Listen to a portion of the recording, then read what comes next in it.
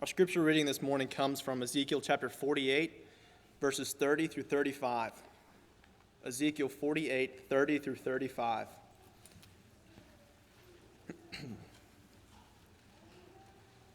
And it reads, "These are the exits of the city. On the north side, 4,500 cubits by measurement, shall be the gates of the city, named for the tribes of Israel. 3 gates toward the north, the gate of Reuben, 1, the gate of Judah, 1, the gate of Levi, 1. On the east side, 4,500 cubits, shall be 3 gates, the gate of Joseph, 1, the gate of Benjamin, 1, and the gate of Dan, 1. On the south side, 4,500 cubits by measurement, shall be 3 gates, the gates of Simeon, 1, the gate of Issachar, 1, the gate of Zebulun, 1. On the west side, 4,500 cubits, shall be 3 gates, the gate of Gad, 1, the gate of Asher, 1, the gate of Naphtali, 1. The city shall be 18,000 cubits round about, and the name of the city from that day shall be, The Lord is there."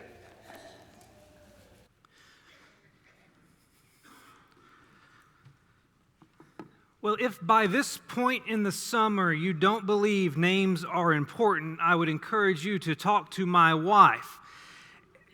And here's why. Because she has a unique story to tell, and I did receive permission to tell it ahead of time. You see, back when we lived in Pensacola, before she became an educator, she worked in a doctor's office. She was part of that, did some of the administrative duties, and one of her tasks was to contact patients when they needed to schedule appointments, when they needed information updated, things like that. And so on one occasion, she had the responsibility of calling a patient who had a very unique name. Now, his name was not unique because it was hard to pronounce, nor was it unique because it was an unheard of name. No, this gentleman's name was unique because it was infamous. And so on that day, she called his house. His name, first name, was Adolf. And she called his house, and his wife answered. And Sarah, completely unintentionally and sporadically said, "Yes, may I speak with Adolf Hitler, please?" And the wife said on the phone, "Excuse me?" And Sarah did what any self-respecting person would do in that moment. She hung up the phone. She then left her little office and went and found the doctor for whom she worked and informed the doctor that she was going to have to fire her. And then explained what happened, and the doctor said, "Well, you have to call him back and apologize." And so Sarah went back, called the number again. The wife answered the phone. Sarah said, "Ma'am, I am so sorry. I called a moment ago and I asked for Adolf Hitler. I know that's not your husband's last name. It was completely an accident. I'm so sorry." And the wife of Adolf then said, "Honey, it's no big deal. Sometimes he acts like Adolf Hitler." But that story reiterates the point that names are important. You don't want to get someone's name wrong. And so for the entirety of this summer, we have been studying the names of God. In addition to his personal name, which is Yahweh, the name he revealed to Moses at the burning bush, we've looked at 8 other names that use Yahweh with another term to give us a new name of God. And we've said this whole summer that it's like God has been an artist with brushstrokes and drops of paint, giving us a portrait of who he is by dropping these names from time to time throughout Scripture. And this morning, we want to come to the last name that we're going to consider, not necessarily the last name that appears in Scripture. And the last name we want to consider is Yahweh Shammah. Now, this name only appears one time in the entire Bible. And it appears in the very last chapter of the book of Ezekiel. But to understand this name, we need to understand something about the book of Ezekiel. It's a book we don't reference a whole lot. In fact, my imagination tells me that for most of you, the extent of your knowledge of Ezekiel has to do with a valley of dry bones, because we just don't go there very often. So what I want to do is give you a little overview, a little insight, a little background regarding Ezekiel. The book of Ezekiel was written by a priest turned prophet of the same name who was a Jewish captive in Babylon. Now, Ezekiel was not among the first group of captives that were taken from Jerusalem to Babylon after Nebuchadnezzar attacked Jerusalem. That group would have consisted of the likes of Daniel and Shadrach, Meshach, and Abednego. Ezekiel was not a part of that group. He was a part of the second wave of captives who were escorted back to Babylon, something like 5 years after that initial group. So he is a contemporary, you would say, of Daniel, but he was not a part of their initial group. A third and final wave of exiles would be brought to Babylon 6 or 7 years after Ezekiel's arrival, and that coincided with the fall of the city of Jerusalem, the destruction of the city of Jerusalem. So Ezekiel is a prophet of God in Babylon. And he's there for a few years before Jerusalem falls. And it's there in this foreign land that God calls Ezekiel to be a prophet. On the banks of the Chebar River, he has his first vision. And the thing is, Ezekiel is not given an easy prophetic assignment. He's not sent to the people of Babylon. He's sent to the exiles in Babylon. He's sent to the Jewish people who are in a forced relocation from their homeland. And he's sent with a message that none of them want to hear. Because the message that Ezekiel is supposed to bring to them is, you're not going home anytime soon. His message is one of, hey, Jerusalem's going to fall and you're going to be stuck here for a while. And the way that gets communicated to the Israelites is through these visions he has. And we don't have any time to do an exhaustive study of all his visions, but one thing you need to know about Ezekiel's visions is that the glory of the Lord figures prominently in them. And that phrase, the glory of the Lord or the glory of God, you'll see it throughout the book of Ezekiel. And it's really a way of figuratively speaking about the presence of God. The glory of God represented his presence among his people. And what's interesting in this vision that Ezekiel is going to have, or in one of the visions he's going to have, he's going to watch the glory of the Lord move multiple times. The movements start in chapter 9 of Ezekiel. And what Ezekiel observes in chapter 9 is the glory of God resting above the cherub. That's the first place he observes it in this particular vision. Now, what does that mean for this glory of God to be resting above the cherub? Well, the cherub is a reference to the Ark of the Covenant in this context, because atop the Ark of the Covenant was the mercy seat. And the mercy seat had these two cherubs crafted onto it, one on each end of that seat. And we are told when we read Exodus chapter 25, the instructions given regarding the construction of this Ark of the Covenant and mercy seat, we also find out that the mercy seat represented the very presence of God. Because if you look at verse 22 of Exodus 25, it says, "There I will meet with you. And from above the mercy seat, from between the two cherubim that are on the Ark of the Testimony, I will speak with you about all that I will give you in commandments for the people of Israel." This is why the Ark of the Covenant came to be associated with the very presence of God. Wherever the Ark was, in the eyes of the people, that's where God was. And so the temple became this sacred and holy place because God's presence was there through the Ark of the Covenant. And Jerusalem became this special and holy city because there is the city where the temple was that housed the Ark of the Covenant. And so all of this is made special by the very presence of God, the glory of the Lord, which was associated with that mercy seat on top of the Ark of the Covenant. And so what Ezekiel first sees is the glory of the Lord above the cherub, above the Ark of the Covenant. But then he sees the glory of the Lord relocate to the threshold of the house. That threshold of the house terminology is a reference to the entryway to the temple proper. The temple was often referred to as the house of the Lord. The threshold is a reference to a door, and it's referring to the main building that comprised the temple. That building that had two rooms to it. The front room being the holy place, the back room being the most holy place. The back room is where the ark sat. But that building was the house of the Lord. And he just saw the glory of the Lord leave from above the Ark of the Covenant and go to the entryway. Or another way to say that is to go toward the exit.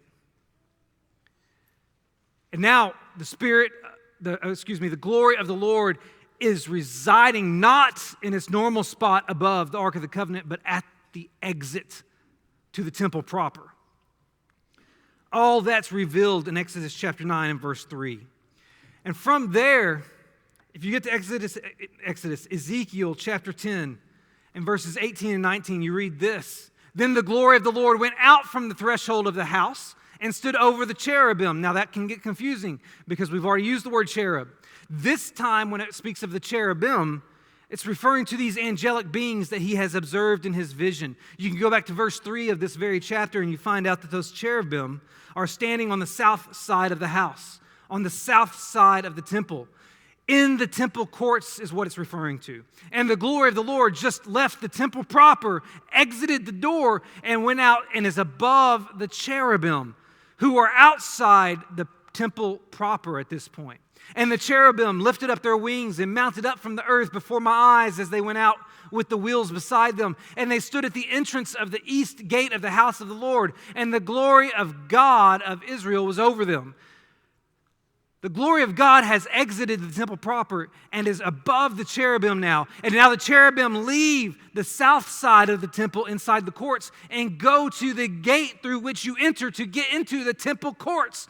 They're on the outside of the temple complex, and now they're moving to the exit of the temple complex. And the glory of the Lord is going there too.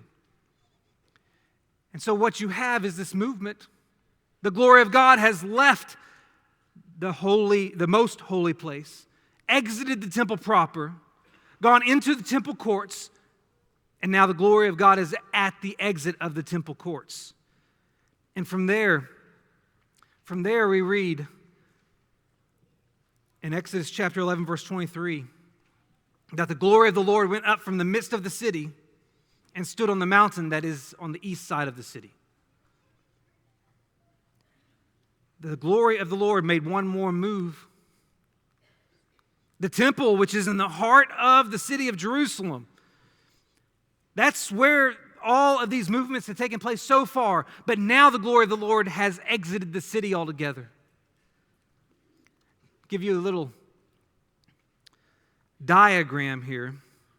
It kind of looks like this. Now, this is not a replica of Solomon's temple, which is what we're talking about. This is a replica of Herod's temple in the first century. But just to give you an idea, that star in the back there would represent the interior of the temple, where the most holy place is, where the Ark of the Covenant is. That's where he first observes the glory of the Lord. But then that moves to the entranceway of the temple proper, the building that housed all those sacred furnishings.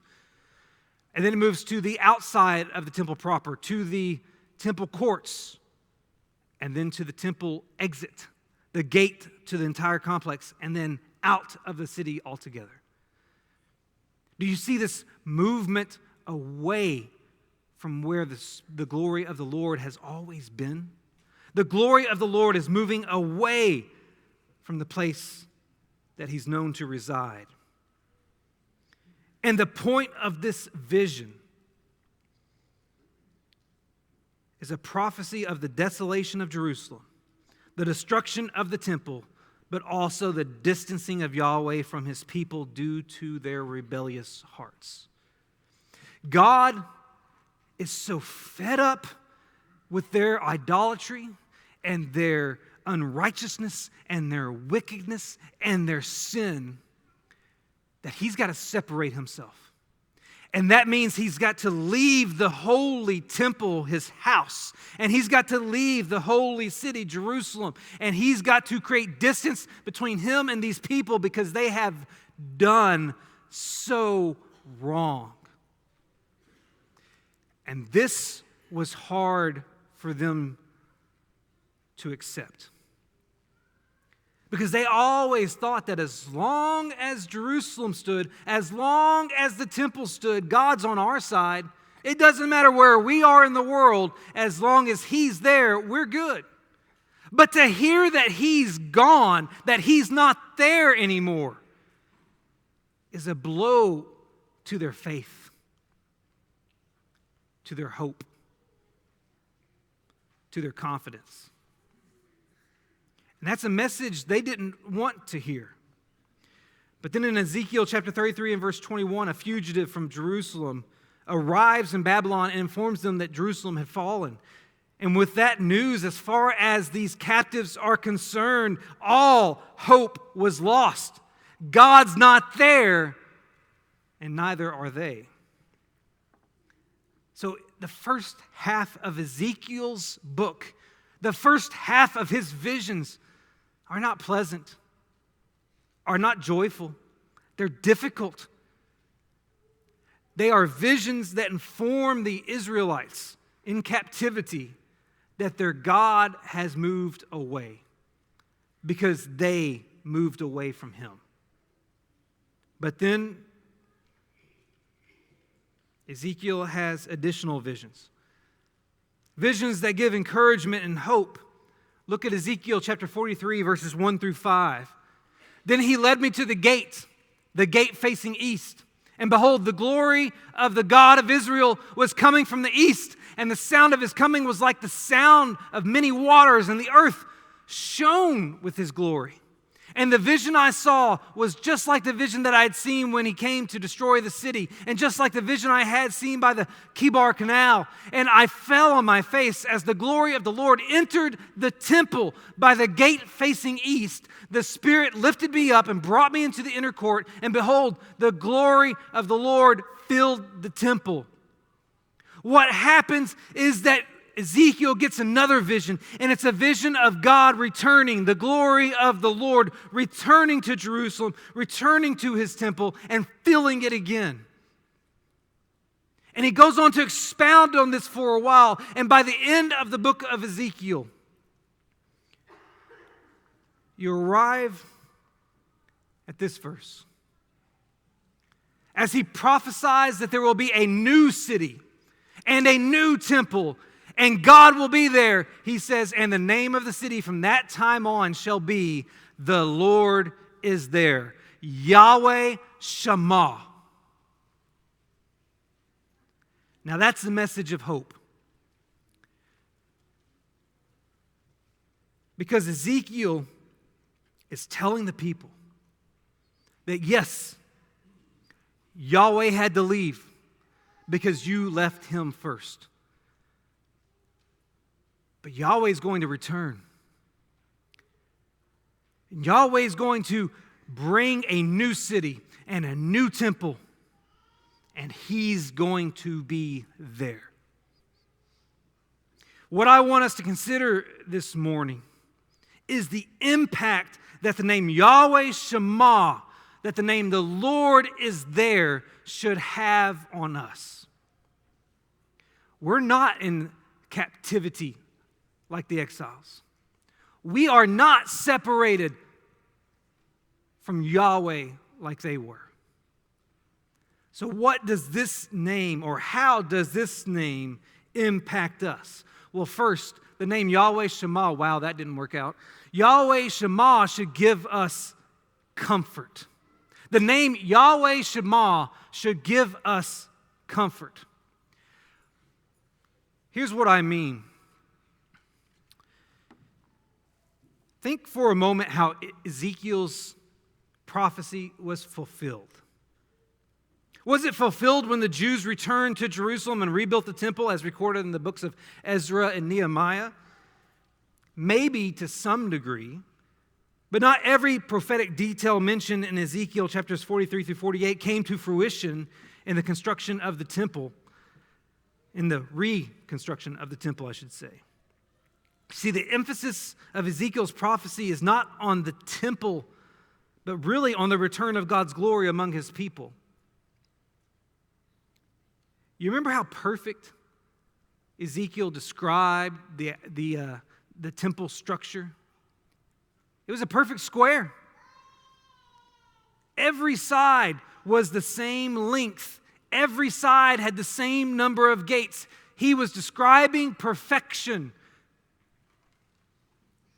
And so the real fulfillment of Ezekiel's prophecy wasn't the rebuilding of the temple in Ezra. No. It was the coming of the Messiah in John. John chapter 1 and verse 14, it says this, "And the Word became flesh and dwelt among us, and we have seen His glory, glory as of the only Son from the Father, full of grace and truth." What's significant about this verse is the word dwelt. Our English can't give justice to the full range of meaning of this Greek word. The Greek word translated dwelt is the term for pitching a tent or erecting a tabernacle. You could legitimately translate this passage, and the Word became flesh and tabernacled among us, or tented among us. Now, what was the precursor to the temple? A giant tent, right? Also known as a tabernacle. And what John is communicating to us is that Christ came to this earth as in this tabernacled state, bringing with Him the glory of God. And He was indeed perfect. No sin found in Him whatsoever, so that He could become the sacrifice for our sins. And that should give us comfort. That should give us comfort, because for the first time since the creation of the world, God got to experience what it was like to be us. We will never get to experience what it's like to be Him. But He got to experience what it's like to be you. You know, Job one time challenged God with this question. It's in Job chapter 10 and verse 4. He said, "Do you have eyes of the flesh?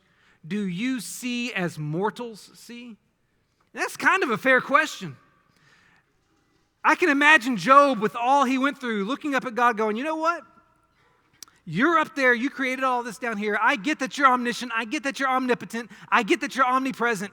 But you don't know what it's like to be stuck in this body. You don't know what it's like to experience these things that we go through on this earth. You don't know what it's like to deal with this stuff."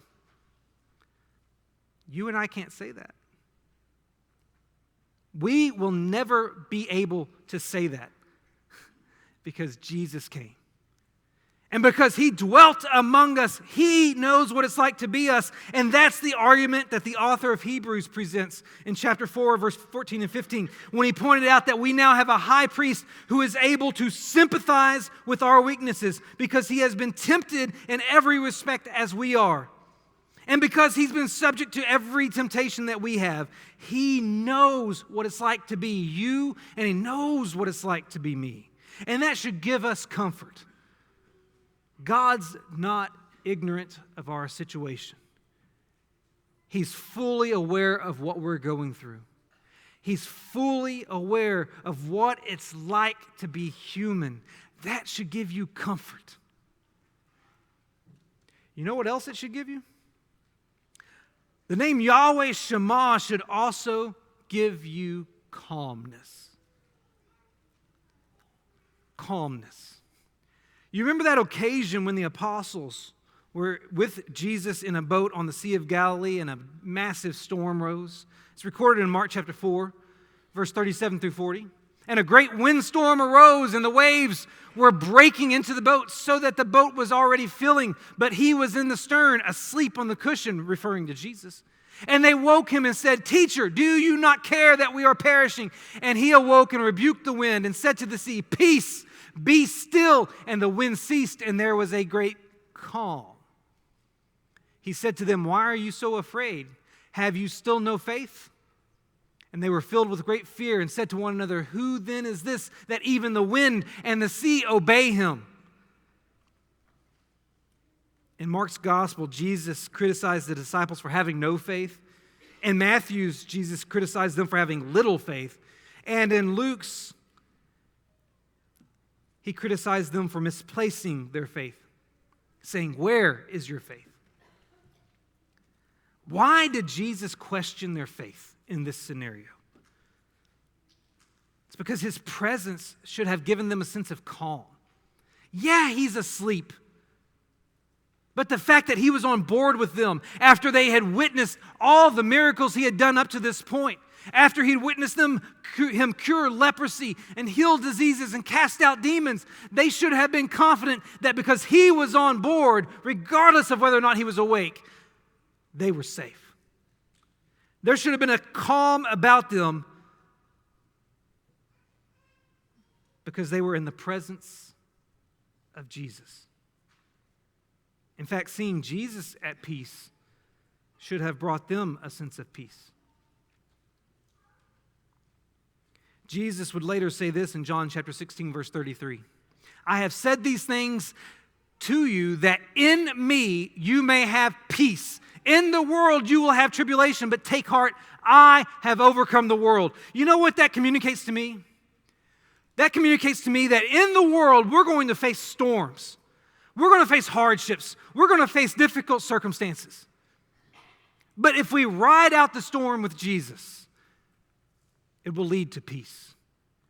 He's the storm calmer. And it doesn't matter what storm you're facing, whether it's a medical diagnosis or financial hardship or a relationship crisis. It doesn't matter what difficulty, what storm you're facing, because he calms the storms. If you only rely on him, because he is there. Yahweh Shammah should not only give us comfort, it should give us calmness. And it should also give us courage. That name should give us courage. Has there ever been something you refused to do because you were too afraid? For the longest time, there were roller coasters I would not get on because I was too afraid.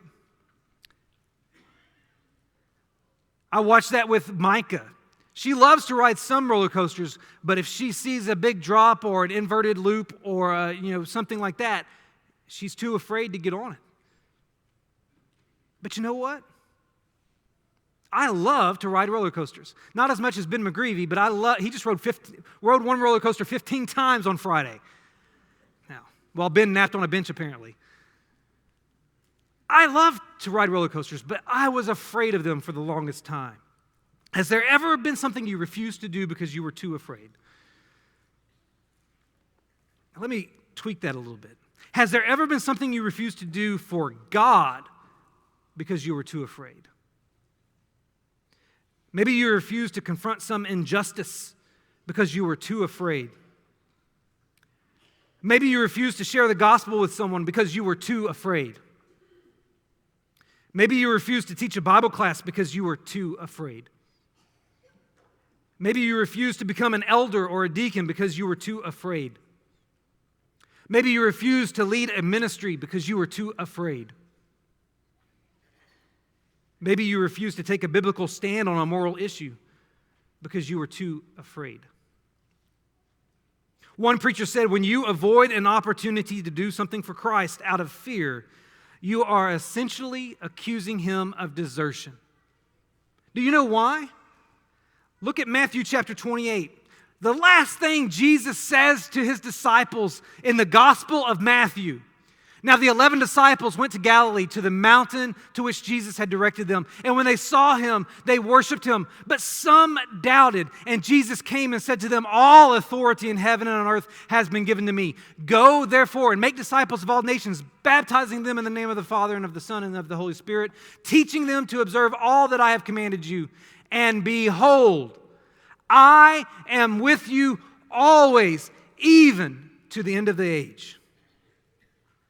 In his last interaction with those who would carry on his mission, in his last interaction with those who would usher in his kingdom, he reminded them of his authority. He instructed them to go into all the world. He instructed them to teach and make disciples. He instructed them to do all these things related to ministry. And after giving all those instructions, he concluded his final interaction by reminding them that he is Yahweh Shammah. I am with you always. I am always there. So in the context of these ministerial assignments, Jesus tells his disciples they don't need to be afraid because he's with them. And I don't think he was just talking to them then. I think he was talking to us now. We don't need to be afraid of any ministerial assignment we find because the Lord is there. It can be a daunting thing to go teach the second grade class back there. I mean, I know the kids that are in there. It can be a daunting task. But the Lord is in that room, isn't he? It can be a daunting thing to sit down with a family member or a friend or a neighbor and try to communicate God's will for them. Oftentimes we avoid it because we don't think we know enough or we won't be able to answer the questions. But the Lord is there, is he not? Now, I'm not trying to proclaim that he's going to give you some divine inspiration, some divine knowledge that you don't already have. But he's going to be there to support you. That's what he claims, isn't it? Do you believe in YAHWEH SHAMMAH? Do you believe that the Lord is with you no matter what task you undertake for him? Do you believe that he can bring it to fruition? Do you believe that God gives the increase and all you've got to do is water and plant? Because if you do, you believe in YAHWEH SHAMMAH. The Lord is there. And that should give us courage. And finally, it should also give us confidence. The thing that stands out to me the most about Ezekiel's prophecy is it parallels the book of Revelation. In the last several chapters of Ezekiel, he tells of his vision of a new city and a new temple. And now I want you to turn to Revelation chapter 21 and look at what John's vision includes, particularly in the first 3 verses. Revelation chapter 21, verses 1 through 3. Then I saw a new heaven and a new earth, for the first heaven and the first earth had passed away, and the sea was no more. And I saw the holy city, New Jerusalem, coming down out of heaven from God, prepared as a bride adorned for her husband. And I heard a loud voice from the throne saying, Behold, the dwelling place of God is with man. He will dwell with them, and they will be his people, and God himself will be with them as their God. And if you skip down, I think, to about verse 22 or so, we're told that there's not going to be a temple in this new city because God himself is the temple.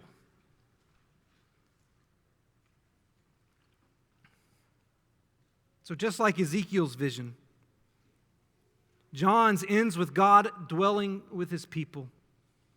And why does this matter? It's because when you know the end of the story, it changes how you live between the chapters.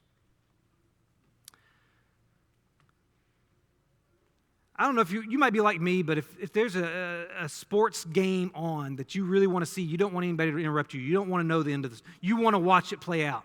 You want to enjoy the highs and lows. But if by chance you accidentally discover who wins, doesn't it change how you watch it? If you've pre-recorded it and somebody let it slip who wins, it changes how you watch the game.